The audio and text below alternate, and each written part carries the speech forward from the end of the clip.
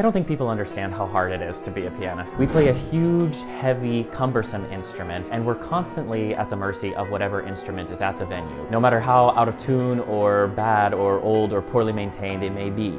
My whole life has been about hunting for that accessible, highly maintained, beautiful acoustic piano, and it's hard. And when it comes to practicing, this gets really complicated as most of us don't have the ideal instrument at home. And owning a piano of your own is no small feat. Many pianists live in small apartments where the size of the apartment and the neighbors around it are simply not conducive to owning a real concert instrument.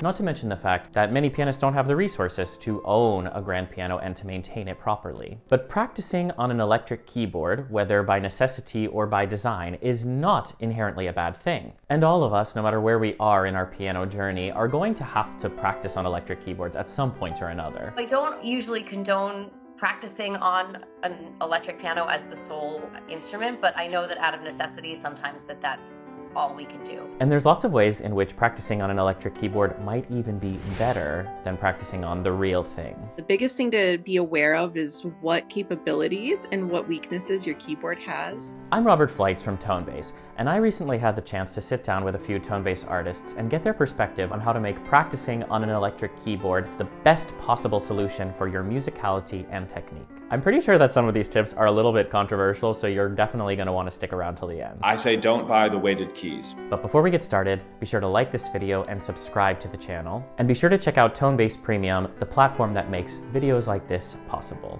Without further ado, let's get to it. Remember that a digital keyboard is its own distinct instrument, and it has certain abilities that can be used to your advantage. Electric pianos, it's a very unfair category, I think, because the technology is so varied. It shouldn't be sort of the replacement piano, the piano substitute. It should be a keyboard and you should use it for that. There are no strings, there's no resonance, there's no overtones.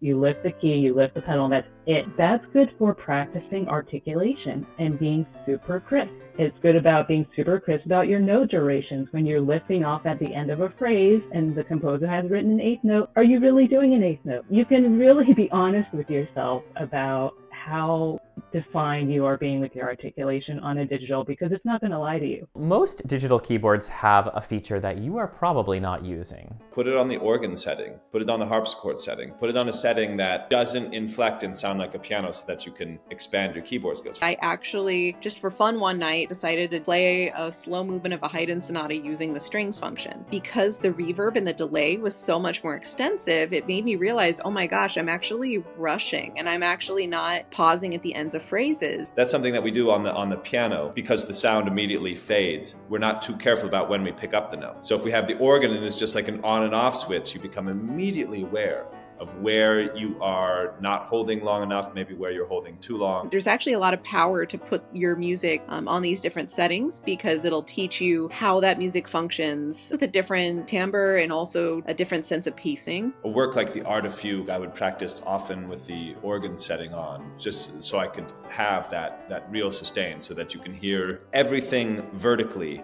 at every single moment. Digital pianos also have particular sonic features that can help you notice small details in your playing. You can actually change the tuning very easily to a different temperament. So you can put it in mean tone and Werkmeister, and that's really fun to mess around with. I always recommend transposing. If you're playing something in C major, put it down a tritone and play it in F sharp major, and all the tonalities sound quite different. And that's good because I think it refreshes your ears, If you can shut off the sound. And what that does is really clarify your physical intent, your physical approach to the instrument. And one example would be very quiet passages where you're trying to get a super delicate pianissimo, right? I'm going to lower to the bottom of the key as slowly as I can, but as intentionally as I can to get that level of pianissimo I want. Not letting yourself say, well, I'm on an electric piano, so when I get to the real piano, I'll make it sound better. the variety that you would get on an acoustic piano, still striving for that on the electric piano, envisioning that all of the colors that you can make in the concert hall, you can still make there, and taking what you can get, but pushing yourself to hear at least what you want to hear and thinking about how you can create that and how it would be possible on the acoustic piano. It's just kind of flipping your thought process on its head a little bit and starting with the sound in mind, crafting that energy in your body, and then transferring it to the instrument. Try some very intentional music making and see how that feels. Next, there are several physical things you want to think about when playing on a digital keyboard as opposed to a big acoustic piano. The depth of the key is very different, but the spacing of the keyboard is the same. When I have only an electric piano, I try and work on the lateral motions, the intervallic distances. I try as much as possible not to think about as loud as everything needs to be. Certain techniques I would kind of reserve for going at it on a piano. The weightedness is always different. So if you have a long repeated octave stretch or things that tax your hands, I would maybe not tire yourself out on a digital. I've noticed that with many digital pianos, the height of the keyboard is actually a bit different than on an acoustic instrument, as well as the height of the music desk that you're looking at. These small changes can cause excess tension to build up if you're not aware of it. The Tonebase Premium Library has plenty of tips for pianists of all ages and abilities on how to avoid building up tension in your playing and how to play with more musicality and freedom and efficiency. All of these ideas apply just as much to acoustic pianos as they do to when you're practicing on a digital keyboard.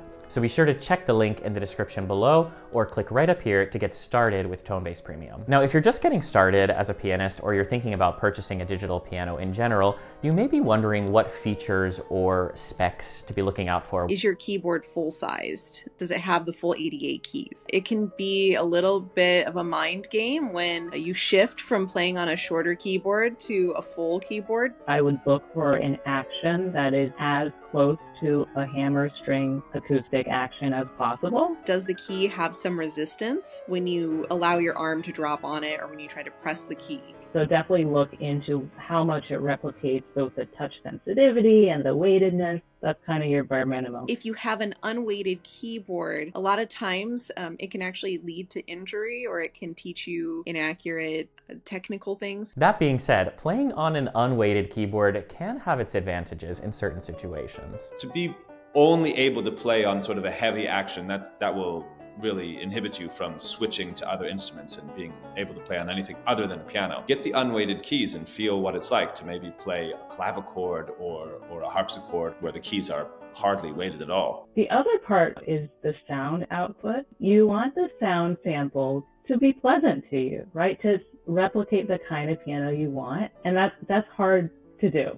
And the one thing I would warn everybody, though, from my personal experience, is always make sure that when you are playing in any kind of context like an apartment, you really make sure that the headphones are plugged in. I unfortunately had a night where I decided I wanted to play through a movement of a Rachmaninoff concerto, and I turned up the volume all the way because I had my headphones on, played it full throttle, and only to realize that I had not plugged in my headphones. Just be careful to make sure that that's plugged in. Even if you've got headphones on, the kind of impact of the keys on the keypad that alone can bother neighbors. If somebody is choosing between, let's say, buying a used upright or buying a digital piano, as they can often be kind of similar in price, what are some considerations to keep in mind when making that decision? Let's say all the factors are equal, I would get the acoustic.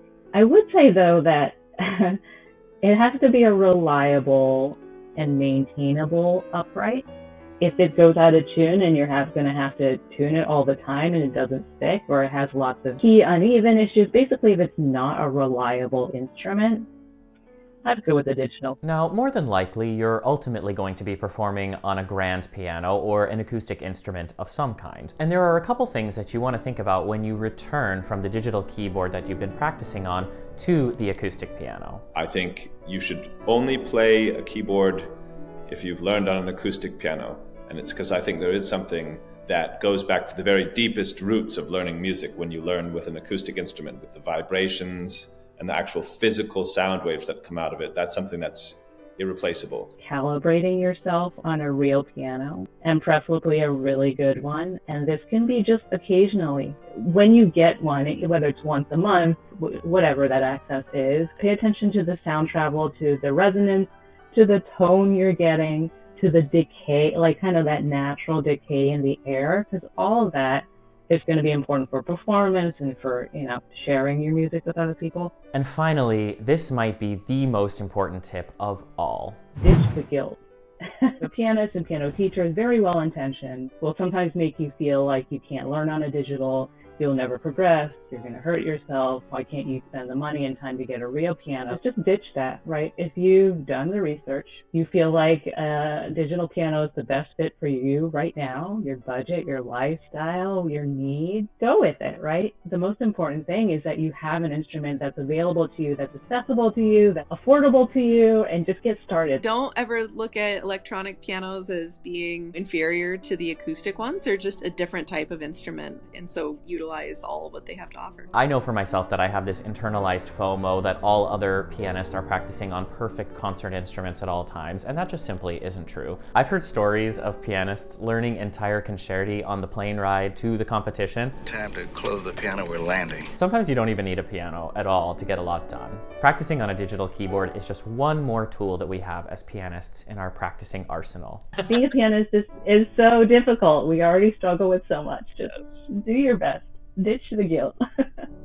Go practice. Thanks so much for joining us today. It has been super fun to talk about this topic, and I'm sure that many of you have thoughts about it. What kind of instrument are you practicing on, and what things do you think about when you're practicing on a digital keyboard versus an acoustic instrument? Thanks so much also to Leann, Daniela, Juliana, and Evan for their wisdom on this topic. Be sure to check out Tonebase Premium, which has lessons from all these wonderful pianists and many more. There are lessons there for every stage of your pianism, whether you're just beginning or you are an expert. You can customize your learning journey based on the things that you need help with. Be sure to check the link in the description below or click right up here to get started. I'm Robert Fleitz from Tonebase, and I will see you next time.